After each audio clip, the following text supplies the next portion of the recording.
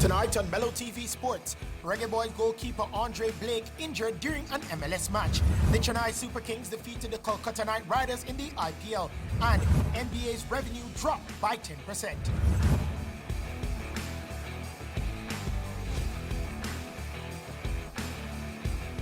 We kick off Mello TV Sports with football, as Major League Soccer team Philadelphia Union will be sweating on the fitness of Jamaican shot stopper Andre Blake. This after he picked up a hand injury last night.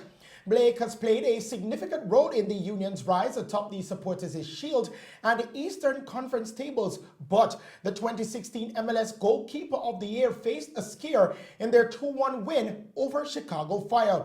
He was subbed out in the 90th minute, suffering an apparent right-hand injury in the second half. He tried to play through the pain, but was eventually removed. Blake has 8 shutouts in 21 starts this year, putting him on pace for nearly 13 during a normal-length MLS season. He's considered a front-runner for this year's All-State Goalkeeper of the Year award, especially after taking home the MLS is Back Tournament Golden Glove presented this past summer. Blake's good for several game-changing saves on a routine basis, so any long-term absence could prove damaging for the team. The 29-year-old has been Philadelphia's starting goalkeeper since the 2016 season. Meanwhile, another Jamaican in Corey Burke scored his first goal of the season on his return as the Union inched closer to their first ever trophy with a win over Chicago, giving them a 3-point lead in the Supporters' Shield race with just 2 matches to go. A victory in their next match could virtually clinch the silverware awarded to the best regular season team. Former Reggae Boys captain Wes Morgan today played all 90 minutes. This as Leicester City beat AEK Athens 2-1 to make it 2 wins from 2 games in the UEFA Europa League. Jamie Vardy eclipsed Morgan to become Leicester's oldest European goal scorer. The 33-year-old gave them the lead from a penalty after he was fouled by the goalkeeper. The former England striker has won 4 and scored 5 more penalties in all competitions than anyone else who plays in Europe's top 5 leagues this season. Also today, Arsenal the Gunners defeated Dundalk 3-0. Eddie Nketiah, Joe Willock and Nicolas Pepe were on target for the team. Tottenham Hotspur slipped to a first away defeat since July after a mistake by Ben Davies helped Royal Antwerp win 1-0 to leapfrog their Europa League opponent to go top of Group J. Jose Mourinho's side is 3 points behind Royal Antwerp in Group J after 2 games, level on points with Australian side LASK, who beat Ludogorets 4-3. We bolt over to cricket news now. West Indies spinner Sunil Narine was on the losing team today as the Chennai Super Kings severely dented Kolkata Knight Riders' IPL hopes with a thrilling 6-wicket win in Dubai.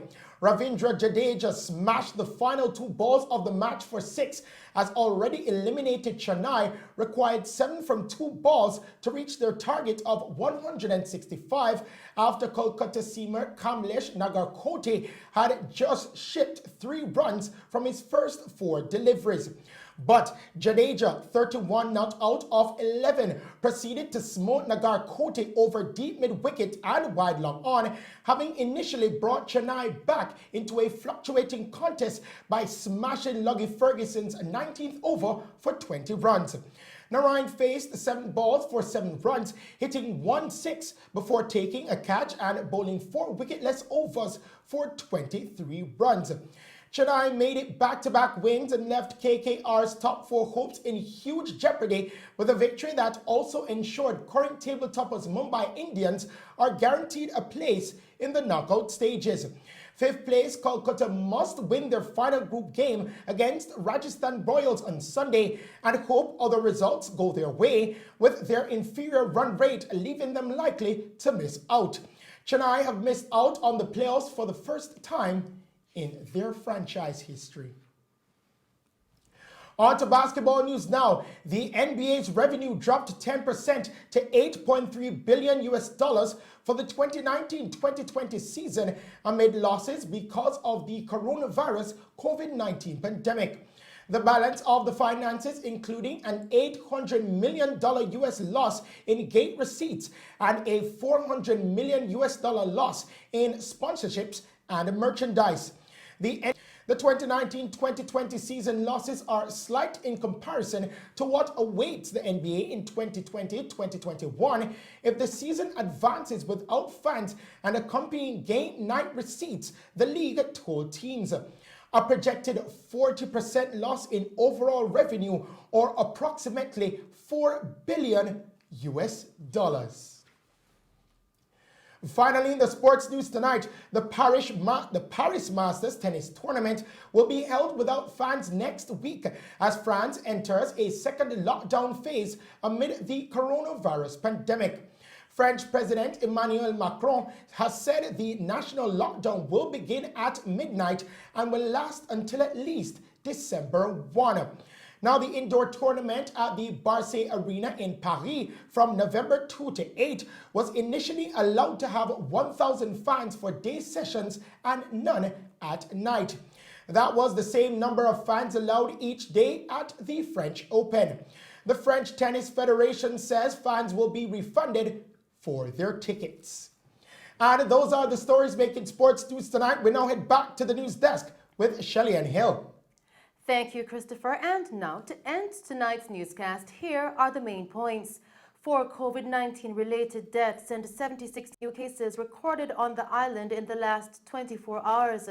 Minister of Health meets with parish management and vector control workers at the Falmouth Hospital as part of the ministry's efforts to stop the spread of dengue. Minister of Education announces phased reopening of schools on November 9 with 17 primary and secondary schools in 9 parishes. And Minister of Tourism and other stakeholders break ground for the new Linkages Center of Excellence at the shops at Rose Hall in St. James. And that's our news package for you tonight. Thank you for tuning in to Mello TV Evening News at 8. I am Shelley Hill. Stay safe and pleasant viewing.